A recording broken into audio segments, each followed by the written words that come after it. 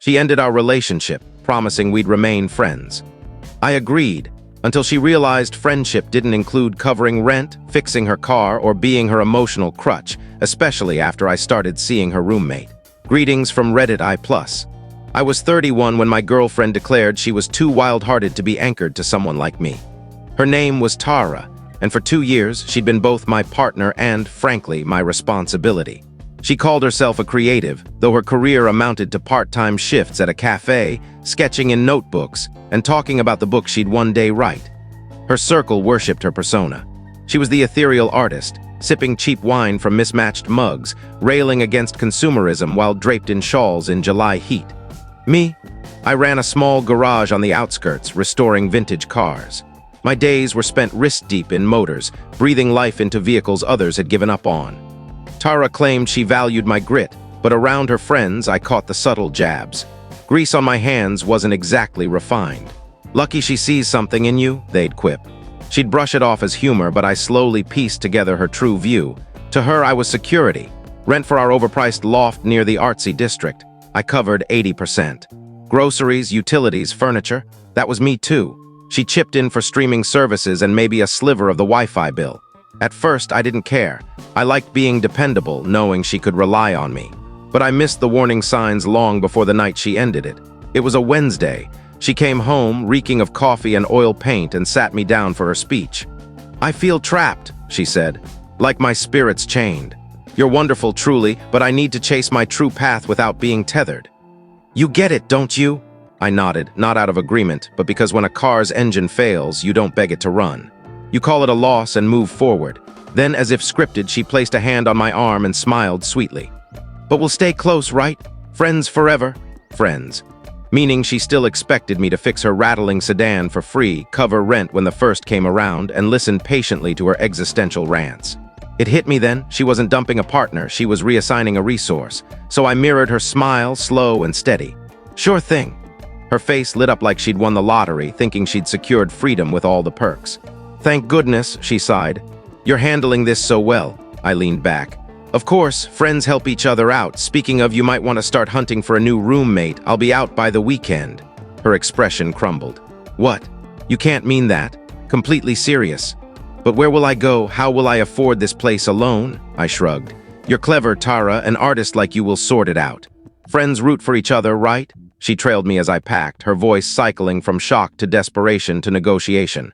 "You can't just leave me like this. The lease has both our names." "True," I said. "I'll cover my half through the month. That gives you 3 weeks to find someone new. Or," I turned to her, "we can break the lease. That's a $2,000 fee, $1,000 each." Her face paled. She didn't have $1,000, barely had $50. For once, she saw me not as a fallback, but as someone walking away. And walk away I did. Packed my gear, loaded my truck, and in 5 days I was gone. That's when reality started sinking in for her. A week later, a late-night text, "Tara, power's out. Please come fix it." I called. "Check the breaker." "The what? You always took care of it." "Call maintenance." "But they'll charge me." "Can't you just stop by, as a friend?" "Nope, friends don't pay each other's bills." Silence. I could almost hear her world recalibrating. 2 weeks later, she rolled into my shop, her car clunking like a broken appliance. "It's making a weird sound, please just check it." I wiped my hands. "Sure, labor and parts about $600, friends and family rate." Her mouth fell open.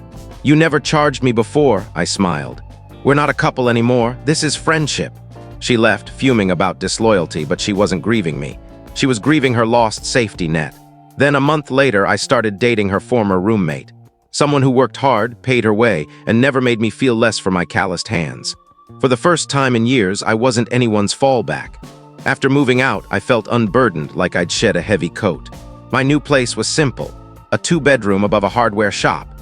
No lingering patchouli in the air, no unpaid bills stuffed in drawers, no lectures about funding someone's creative dreams. 2 weeks into my new life, I got a text from an unexpected source. Claire. Claire had been Tara's roommate before I moved in. When Tara and I got serious, Claire kindly found a new place nearby with a friend. I'd always liked her.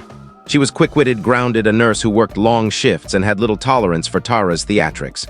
Her text was brief. "Claire, heard you left. Smart move." Me, "Thanks. Best choice I've made in a while."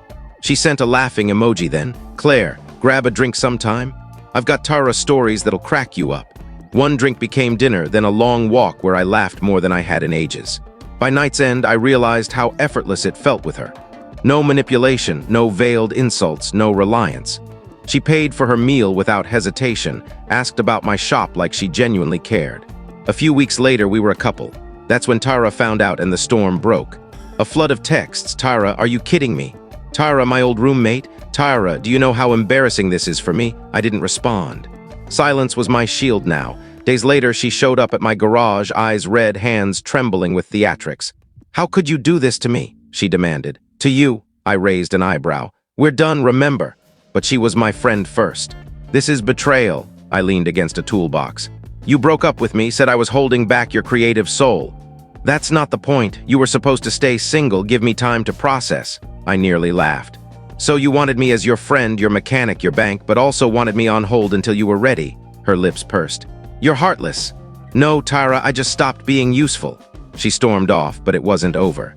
For a month, she tried every tactic. First, guilt, late-night texts about sleepless nights, how I was with her. I ignored them.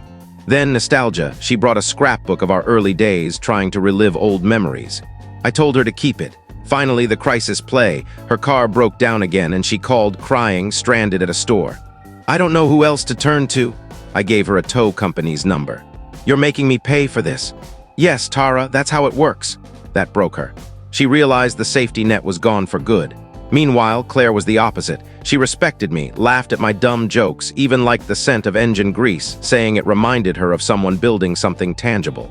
One night over takeout on my porch, she said, You know, I always thought you were too good for Tara. She took advantage of you. I let her, I admitted. Thought love meant carrying the load alone. Love's two people sharing it, she said, smiling. And that was it. With Claire, I wasn't a tool. I was a partner. Tara didn't vanish completely. Word through mutual friends was she was crashing on couches, struggling with rent, still talking about her unwritten novel. Always tomorrow, never now. But it didn't matter anymore. I'd moved on. Because that Wednesday night, Tara hadn't just ended our relationship, she'd set me free. Sometimes the best way to move forward is to live well without those who only saw you as a crutch. Enjoyed the story? Go ahead and give it a thumbs up, subscribe to our channel, and press the bell icon so you're always updated with our latest stories. See you in the next one.